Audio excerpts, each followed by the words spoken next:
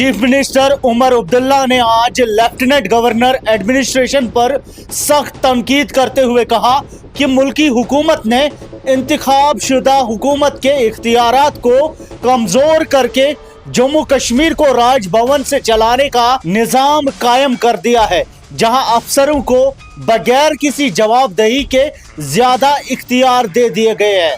National conference working committee के इजलास के बाद मीडिया से बात करते हुए उमर अब्दुल्ला ने कहा कि कई अहम इदारे अभी तक इलेक्टेड गवर्नमेंट के कंट्रोल में नहीं है, जो जमहूरी इख्तिदार की सीधी टकरार है।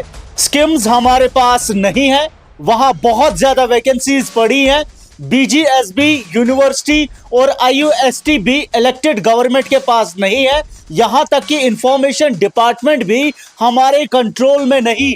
जब वो पोस्ट जेकेएएस ऑफिसर के पास थी तो फिर आईएएस ऑफिसर को वहां क्यों लगाया गया? उमर अब्दुल्ला ने कहा कि ये गुल मिल का माहौल खत्म होना चाहिए और रिऑर्गेनाइजेशन एक्ट को असली रुख के साथ नाफिज किया जाना चाहिए। हम किसी की जुरिस्डिक्शन क्रॉस नहीं कर रहे, लेकिन ये मत कहो कि दखल अंदाजी नहीं हो रही। जब बुलडोजर्स हमारी मर्जी के बगैर चलते हैं, अफसरों को हिम्मत कहीं और से मिल रही है और सब जानते हैं कहां से। स्टेटहुड की बहाली पर जोर देते हुए उमर अब्दुल्ला ने मरकजी हुकूमत पर इल्जाम लगाया कि वो सिक्योरिटी हालात का बहाना बनाकर प्रोसेस को लंबा कर रही है। पहलगाम अटैक और दिल्ली अटैक को एक्सक्यूज के तौर पर इस्तेमाल किया जा रहा है। लॉ एंड ऑर्डर हमारा मैंडेट नहीं, स्टेटहुड ना देने का बोझ हम पर मत डालो। बिजली सप्लाई पर बात करते हुए उन्होंने कहा कि हुकूमत बिजली देने के लिए पुरअज़म है, लेकिन आवाम को भी जिम्मेदारी निभानी होगी। हम बिजली देना चाहते हैं, लेकिन लोगों को बिल ईमानदारी से देना होगा। हम मीटर्स इसलिए लगा रहे हैं ताकि जो फ्री यूनिट्स का वादा किया गया है वो पूरा कर सके। बगैर मीटर्स के वादे पूरे नहीं किए जा सकते। वही रिजर्वेशन के मसले पर उमर अब्दुल्ला ने कहा कि कैबिनेट सब कमेटी का रिपोर्ट मुकम्मल हो चुका है और जल्द ही कैबिनेट के सामने पेश किया जाएगा।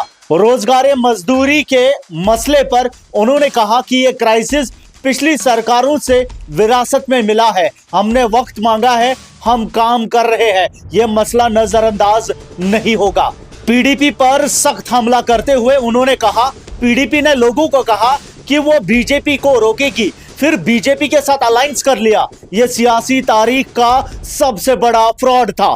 तनकीद का जवाब देते हुए उन्होंने कहा कि लोग सरकार का फैसला वक्त से पहले ना करें, 5 साल बाद हमारी परफॉर्मेंस पर फैसला करें। हमने अपना मैनिफेस्टो नहीं छोड़ा। कैबिनेट एक्सपेंशन पर उमर अब्दुल्ला ने कहा कि यह मसला पार्टी प्रेसिडेंट से मशवरे के बाद हल किया जाएगा। आपकी क्या राय है? कमेंट्स में हमें जरूर बताएं।